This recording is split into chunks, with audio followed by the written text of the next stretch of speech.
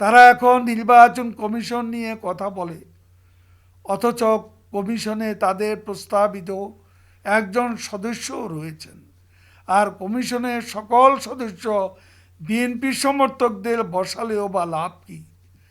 প্রধান নির্বাচন কমিশনার থেকে শুরু করে সকল কমিশনার যদি বিএনপিরও হয়, কমিশন তো ভোট দেবে না, ভোট দেবে বাংলাদেশের জনগণ। তারা তো ভোটারদেরই আস্থা হারিয়েছে, তাই জনগণের উপর প্রতিশোধ নিতে শুরু করেছে আগুন সন্ত্রাসের মাধ্যমে। দেশ এখন উন্নয়ন ও সমৃদ্ধির দিকে এগিয়ে যাচ্ছে, প্রতিটি জনপদে উন্নয়নের ছোঁয়া।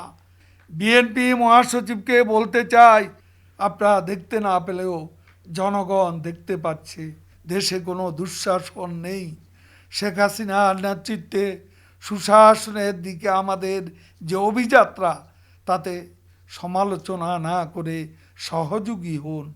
গণতন্ত্রের এগিয়ে যাওয়ার পথকে মসৃণ করতে দায়িত্বশীল, গঠনমূলক রাজনৈতিক দলের ভূমিকা পালন করুন। সদ্য স্বাধীন একটি দেশ পুনর্গঠনের সময় যারা জাতির পিতাকে সপরিবারে হত্যা করেছিল, তারা আজও সক্রিয় নানান কৌশলে, অপকৌশলে, আপন বর্ণ লুকিয়ে তারা আজ আমাদের চারপাশে।